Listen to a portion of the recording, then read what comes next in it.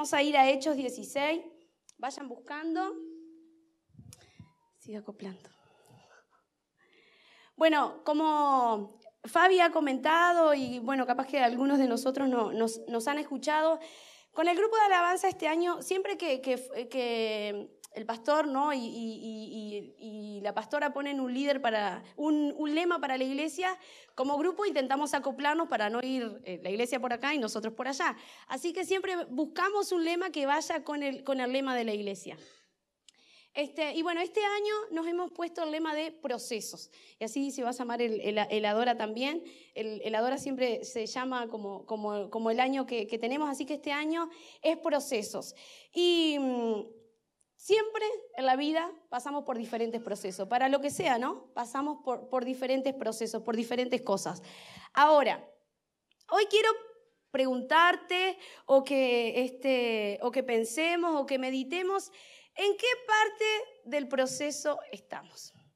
¿En qué parte del proceso estamos? Y para eso quiero que evaluemos precisamente eso, que pensemos en qué parte del proceso estoy. Después de algunas cositas que les voy a decir, seguramente hayan muchas más, pero bueno, quiero hablar acerca de algunas que Dios me habló a mí. Así que vamos a empezar por uno.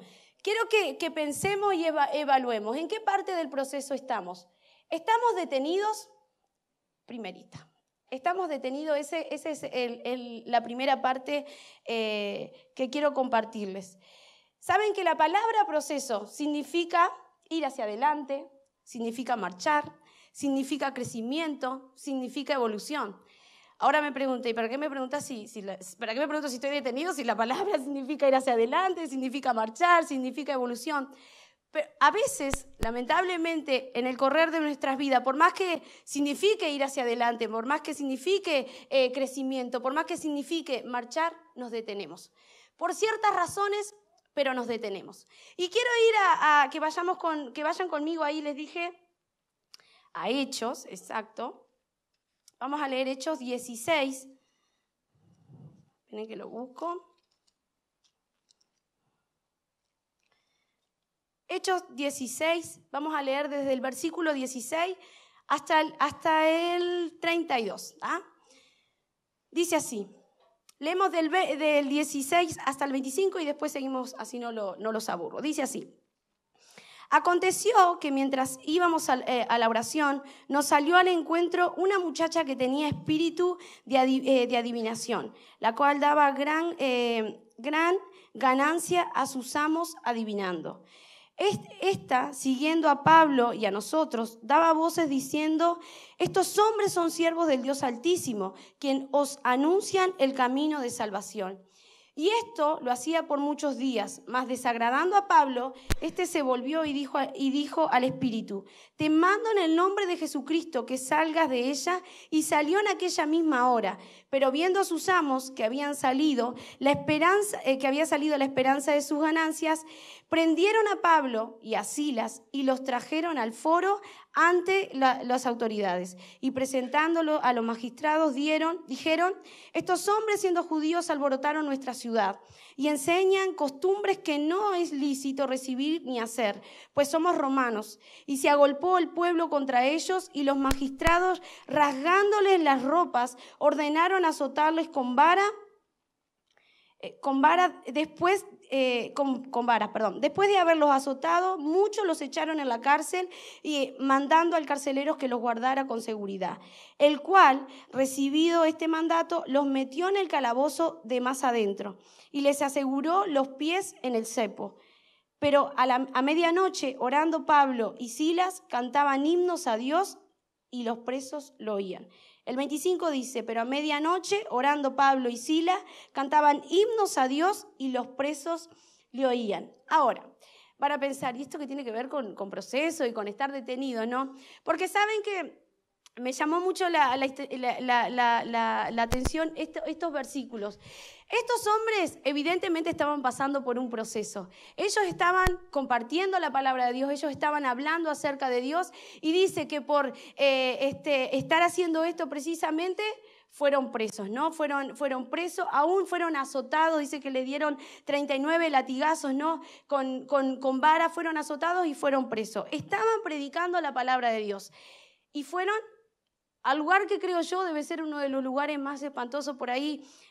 Dani siempre nos cuenta, ella creo que tiene un ministerio especial con las cárceles, y ella siempre nos cuenta que no tenemos ni idea del mundo que se vive en la cárcel. Uno vive su vida día a día y el que está ahí realmente vive cosas difíciles, vive cosas complicadas, frío, hambre, lo que sea, pero vive cosas realmente difíciles y a veces no tenemos ni noción. Ahora, Pablo y Sila estaban en la misma situación. Estaban todos golpeados, imagínense ustedes, capaz que con hambre, capaz que con frío, en una situación que también debe ser espantosa, con los pies atados en los cepos, ¿vieron esos que vemos generalmente en las películas, no? En esa situación estaba Pablo y Sila. Y lo que quiero mostrar de esto es que ellos, en esa situación de hambre, de dolor, de persecución, de estar encerrados, lo que hicieron fue alabar a Dios, orar y alabar a Dios. Ahora, pensemos si nosotros en esa situación haríamos lo mismo. Pensemos si nosotros en esa situación nos pondríamos a adorar y alabar a Dios. En general creo yo que nos detendríamos. No, ya está, si estoy encerrado en este lugar, ya está, si Dios ya me abandonó, porque creemos siempre que Dios nos abandonó, ¿no? Entonces, no, ya está, ya lo perdí todo, me detengo acá, ¿para qué seguir? ¿Para qué intentar? Si total estoy encerrado, preso, pero sin duda que Pablo y Silas tenían un proceso, estaban pasando por un proceso, ¿no? Seguimos leyendo ahí el versículo, el 26 que dice: entonces sobrevino de repente un gran terremoto, de tal manera que los cimientos de la cárcel se sacudían, y al instante se abrieron todas las puertas y las cadenas de todos se soltaron. Despertando el carcelero y viendo abiertas las puertas de la cárcel, sacó la espada y se iba a matar, pensando que los presos habían huido. Mas Pablo clamó a gran voz, diciendo: no te hagas ningún mal, pues todos estamos aquí. Él entonces, pidiendo luz, se precipitó adentro y temblando se postró a los pies de Pablo y de Silas, y sacándole les dijo: señores, ¿qué debo hacer para ser salvo? Ellos dijeron: cree en el Señor Jesucristo y serás salvo tú y tu casa. Y hablaron la palabra del Señor a él y a todos los que estaban en su casa. Y leo el 33 que dice: y tomándoles en aquella misma hora de la noche, les lavó sus heridas y enseguida se bautizó él con todos los suyos. El proceso que estaban viviendo ellos era una situación totalmente complicada, era una situación totalmente donde podrían decir: no, yo acá me quedo, o sea, mirá, estoy hablando, estoy predicando de Dios y mirá lo que me pasa, me golpean, me encierran, me atan los pies y todavía tengo que estar en esta situación de, como les decía, de frío, de hambre, de dolor.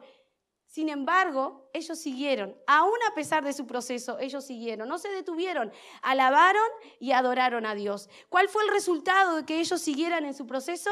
Que el carcelero y que toda su familia creyeran en Dios, que el carcelero se arrepintiera y le preguntara: ¿qué tengo que hacer para ser salvo? Porque evidentemente había algo sobrenatural que estaba ocurriendo en ese lugar, y ese era Dios obrando a través de la oración y la adoración de Pablo y Silas. Entonces, pensaba en esto, ¿no? No te detengas con tu proceso, no te detengas en tu proceso, porque en cada proceso, en cada paso que damos, siempre hay un porqué, siempre hay un para qué me está ocurriendo esto, ¿no? Y a veces no tenemos ni la más pálida idea lo que Dios puede usarnos. A veces nosotros, yo creo que Pablo y Silas acá, simplemente ellos querrían salir de esa situación y obviamente que oraban y adoraban a Dios, pero a través de eso, del testimonio que ellos estaban dando, la familia del carcelero se convirtió, y aún este hombre, ¿no? Y dice que le curó las heridas a los dos y ellos fueron salvos. Entonces, no nos detengamos en nuestro proceso, sigamos marchando, aunque estemos ahí que ya no querramos más. Piensen en ellos dos, estarían ya por tirar la toalla, pero se pusieron a adorar y a orar a Dios. Y es lo que debemos hacer, ¿no? Adorar y orar a Dios y pedirle: Señor, estoy en esta situación que ya no quiero saber más nada, pero sé que hay algo más, sé que Dios tiene algo más para mí. Entonces, que podamos seguir avanzando, seguir creyendo que lo que Dios ha dicho para mi vida, si estoy pasando por un proceso, donde sé que es Dios que está, ¿no? Que es Dios que está tratando conmigo. Porque a veces pasamos por procesos que nosotros mismos nos buscamos. Metemos la pata una vez, metemos la pata dos veces y bueno, vas a pasar por una situación bastante complicada, pero no es porque Dios haya tenido algo que ver, es porque metimos la pata, porque somos tercos, porque nos damos la cabeza contra la pared una y otra vez, no somos así, tropezamos con la misma piedra. A veces somos así. Entonces, cuando creemos que es Dios que está en nuestro proceso, y aún en ese proceso cuando también sabes que es por tu culpa que estás pasando ese proceso, porque me equivoqué, porque metí la pata, Dios igualmente está ahí. Y Dios va a utilizar ese proceso para llevarte a algo más, ¿no? Para poder enseñarte, para poder hacer que nosotros podamos entender lo que Él quiere trabajar con nosotros. La segunda cosa, primero, pensamos, ¿estamos detenidos en nuestro proceso? Segundo, estamos con miedo y quiero que vayan conmigo a Mateo.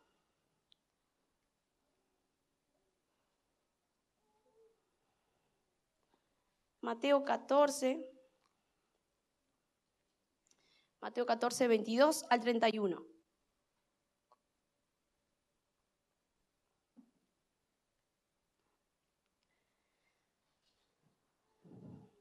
Leemos, dice así.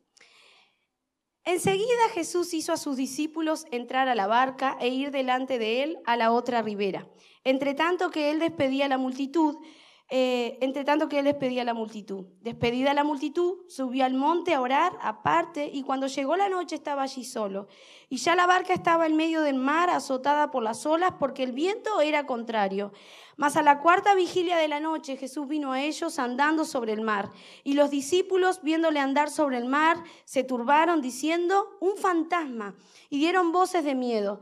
Pero enseguida Jesús le habló diciendo: tened ánimo, soy yo, no temáis. Entonces les respondió Pedro y dijo: Señor, si eres tú, manda que yo vaya a ti sobre las aguas. Y él le dijo: ven. Y descendiendo Pedro de la barca, andaba sobre las aguas para ir a Jesús.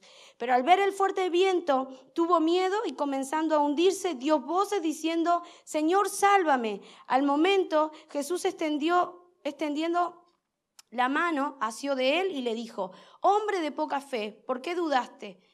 Y cuando ellos subieron en la barca, se calmó el viento. Entonces los que estaban en la barca vinieron y le adoraron diciendo: verdaderamente este era Hijo de Dios. Acá vemos esta situación que todos o la mayoría conocemos, ¿no? Jesús se les aparece, dice, sobre el mar. Imagínense los discípulos, imagínense noche tormentosa en el mar, debe ser lo más feo que pueda existir, solos en la barca, y ahí se les aparece Jesús, ¿no? Lo primero que reaccionan y dicen los discípulos: es un fantasma, porque estaban viviendo toda la situación, ¿no? Estaban viendo todo lo que estaba pasando. Y Jesús le dice: no, soy yo, no tengan miedo, soy yo que estoy con ustedes. Ahora, Pedro acá es el único corajudo que se anima a hacer lo que está haciendo Jesús, ¿no? Porque él le dice: bueno, si eres Jesús, entonces manda que vaya hacia ti. ¿Y qué hace Pedro? Se baja de la barca y camina sobre el agua hasta que, ¿qué hace? Que se desenfoca de Jesús, porque mientras estaba mirando a Jesús, venía divino. Hasta que empezó a ver lo que lo estaba rodeando, hasta que empezó a ver la situación, el viento, la lluvia, las olas, eso que debe ser horrible. Se desenfocó de lo que estaba viendo, que era Jesús, ¿y qué pasó? Se comenzó a hundir. Tuvo miedo, que la situación era para tener miedo, obviamente, pero estaba Jesús ahí, ¿no? Estaba Jesús ahí mirándolo, guiándolo, y él se desenfocó de eso que estaba viviendo, de eso que estaba viendo, y se comenzó a hundir. Ahí dice que Jesús se le acerca rápido, lo levanta y le dice: hombre de poca fe, ¿por qué dudaste? Si estaba Jesús ahí mismo, Jesús mismo estaba ahí. Ahora, hay que reconocer el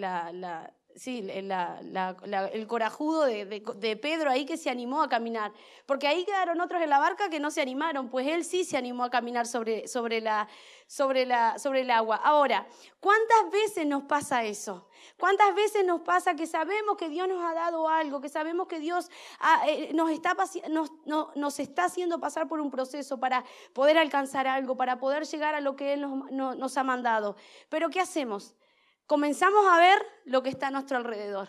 Comenzamos a ver quizás los problemas que estamos viviendo. Comenzamos a ver y a faltar nuestra fe y decimos, no, pero estás loco, ¿qué voy a llegar a eso? Mirá lo que tengo que hacer o mirá lo que tengo que cambiar, mirá lo que tengo que arreglar para poder llegar a eso que Dios me ha dado. Ahora, me pregunto, si Dios ha dicho algo de nuestra vida, ¿eso no lo va a cumplir? Como sea, Él lo va a cumplir, ¿no? Él va a poner en nosotros para que nosotros podamos llegar, para que nosotros podamos avanzar. Pero acá Pedro se desenfoca y pensaba en ¿cuántas veces nos desenfocamos? ¿Cuántas veces aún vemos nuestro alrededor? Aún vemos los problemas quizás que está viviendo mi hermano que no tiene nada que ver con lo que estoy pasando, pero igual, eso me ayuda para que yo me autoconsciente y digo, no, pero el hermano está pasando por algo peor. Yo vengo bien. O cuántas veces nos dejamos guiar por lo que dicen los demás y escuchamos las cosas que otras personas nos dicen, que queremos escuchar obviamente, pero que no son de Dios, que hacen así. Ay, hermanito, qué lindo, estás pasando mal, está bien que estés desanimado. No, busquemos y rodeémonos de gente que sabemos que nos va a decir lo que no queremos, porque en general la gente que está ahí para nosotros, la gente amiga, la que está para nosotros nos va a decir lo que no queremos escuchar, pero que nos va a hacer bien. No miremos el alrededor, no escuchemos el alrededor, no veamos nuestra situación, porque si vamos a ver nuestra situación, si vamos a ver lo que estamos viviendo, creo que todos tiramos la toalla y ya está. Porque es así, ¿no? Porque tenemos problemas, porque pasamos por circunstancias difíciles, pero ahora Dios nos ha dado algo y Dios está haciendo que nosotros pasemos por ese proceso sin tener miedo, porque Él está ahí. Pero no nos desenfoquemos, no dejemos de mirar a quién tenemos que mirar. Pedro le pasó eso, se desenfocó, comenzó a mirar la situación y ahí la embarró, ahí se comenzó a hundir. Entonces que siempre nuestra mirada esté puesta en Dios, nuestra mirada esté puesta en lo que Él nos dijo que va a hacer en nosotros. No confiemos en nosotros porque somos un desastre, nos vamos a equivocar 1001 vez, vamos a cometer errores, pero ahora Dios y su misericordia, que es enorme, que no se acaba, Él tiene cosas para nuestras vidas. Entonces no nos desenfoquemos, veamos siempre a Dios, veamos siempre lo que Dios tiene para nuestras vidas. Miedo vamos a tener, porque miedo vamos a tener siempre, ¿no? Por cosas que no conocemos. En general, cuando Dios te dice, no, vas a hacer esto, esto y esto, como no conocemos a dónde vamos, nos da miedo, porque no lo conocemos. Pero sigamos confiando en Dios. Yo pensaba, ¿no? Moisés tuvo miedo, María tuvo miedo, María la madre de Jesús. Le encargaron algo que no sé, imagínense ustedes, pensaba la situación de María. Ella estaba en su casa tranquila y de repente se le aparece un ángel y le dice nada más y nada menos que de su vientre va a salir el Hijo de Dios. Nada más y nada menos que eso, en la situación que estaba viviendo, porque soltera y con todo eso. Ahora, ustedes imagínense lo que María habrá sentido en ese momento. Miedo poco, porque lo que iban a pensar los demás, yo creo que en ese momento se le habrá pasado 1000 cosas por la cabeza. Y encima eso, ¿no? Que iba ella a concebir al Hijo de Dios, al Salvador del mundo. Por supuesto que tuvo miedo, pero ahí siguió adelante, avanzó, creyó en la palabra que le había dado el ángel, que le había dado el ángel ahí, y obviamente tuvo a Jesús, y hoy en día somos salvos por gracia, por la misericordia, y somos restaurados porque Cristo murió por cada uno de nosotros. El último punto, y vamos a ir vamos a ir a 2 de Reyes 4:6, pero antes de que leamos este versículo, ¿saben que en la Biblia hay más de 365? No tengas miedo. Así que hay uno para cada día. No tengas miedo, uno para cada día. Así que podamos recordar eso. Creamos en Dios, confiemos en Dios, porque Él está ahí para nosotros, para bendecirnos, para guiarnos, para ayudarnos. Y vamos a ir a 2 de Reyes 4:6.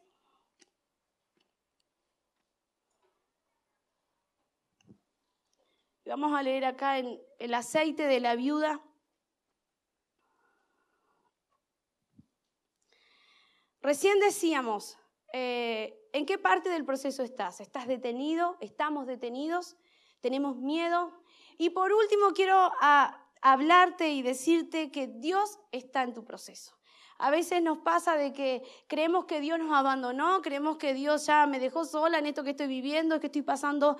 Y Dios está en nuestro proceso. Dios está ahí, Dios está ahí. Nosotros necesitamos agarrarnos y buscarle a Él, porque Él está ahí para bendecirnos, para ayudarnos, para que nosotros podamos seguir adelante. El versículo que quiero leer es 2 de Reyes 4, y vamos a leer acá donde dice: una mujer de las mujeres de los hijos de los profetas clamó a Eliseo diciendo: tu siervo mi marido ha muerto, y tú sabes que tu siervo era temeroso de Jehová, y ha venido el acreedor para tomarse 2 hijos míos por siervos. Eliseo le dijo: ¿qué te haré yo? Declárame qué tienes en casa. Y ella dijo: tu sierva ninguna cosa tiene en casa, sino una vasija de aceite.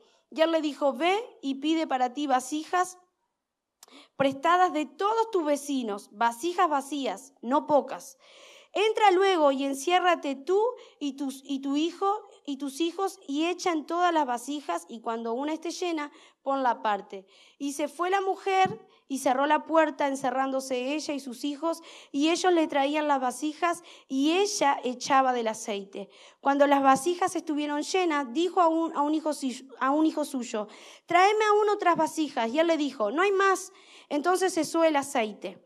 Vino ella luego y lo contó al varón de Dios, el cual dijo: ve y vende el aceite y paga a tus acreedores, y tú y tus hijos vivid de lo que queda. Versículo 6. Cuando las vasijas estuvieron llenas, dijo a un hijo suyo: traedme aún otra vasija. Y él le dijo: no hay más. Entonces cesó el aceite. Este versículo, la verdad que el otro día que lo leía me impactaba, ¿no? Y Dios hablaba a mi corazón en cuanto a esto, que lo compartía el otro día en la red. Las vasijas se llenaron del aceite que ahí Eliseo le había mandado a esta mujer, ¿no? Acá podemos ver la providencia de Dios, porque ella estaba en una situación totalmente complicada y Dios obró un milagro, ¿no? Ella estaba pasando por un proceso totalmente complicado, sola, viuda, con sus hijos, que no tenía con qué alimentarse, con qué sostenerse, y Dios manda a este hombre, ¿no? A Eliseo, y ¿qué dice? Que bueno, le dice: bueno, ve, pide vasijas prestadas y llénalas de aceite. Y cuando llenes una, la apartas, llenas otras, la apartas, llenas otras, la apartas. La mujer esta estaba viviendo un proceso bastante complicado, estaba viviendo una situación de vida bastante complicada, pero Dios estaba ahí para sustentarla, para sostenerla, para proveer. Él estaba ahí. Y por eso es que te digo que Dios está contigo. Hay este versículo 6 que me dice: y él le dijo: no hay más vasijas. Entonces cesó el aceite. El milagro de Dios cesó una vez que ya no hubo dónde poner. Una vez donde ya no hubo dónde poner el aceite, cesó el aceite. Si hubieran habido, creo yo, 100 vasijas más, pues esas 100 vasijas se hubieran llenado. Cuando se acabaron, cesó. Cuando se acabó el aceite, las vasijas, cesó el aceite. ¿Y qué me hacía entender esto, no? Y capaz que dicen: ¿qué tiene que ver? Pero acá voy. ¿Qué me hacía entender esto? Que Dios está con nosotros, Dios quiere obrar en nuestro proceso, Dios quiere estar con nosotros, pero ahora necesita corazones que estén dispuestos a pasar por ese proceso. Dios va a hacer milagros, Dios va a obrar, Dios va a hacer lo que Él quiere hacer con cada una de nuestras vidas. Pero una vez que no hayan corazones, o si en mi proceso me detengo, tengo miedo, decido abandonar todo, ya una vez que mi corazón se cierra, que yo me cierro y que no quiero saber más nada, pues Dios no va a poder hacer nada, porque Él es caballero, porque Él da libre albedrío, ¿no? Y Él hace lo que nosotros también permitimos que Él haga. Si nosotros le decimos: no, acá la verdad que no, en esta parte de mi vida no hagas nada, entonces Dios no va a obrar, Dios no va a hacer nada, porque Él no va a hacer algo que nosotros no querramos tampoco. Entonces, que podamos entender esto, que Dios va a estar con nosotros en el proceso, Dios va a estar, pero necesita corazones quebrantados, necesita corazones dispuestos a pasar por ese proceso, corazones dispuestos a que Dios haga lo que Él tenga que hacer.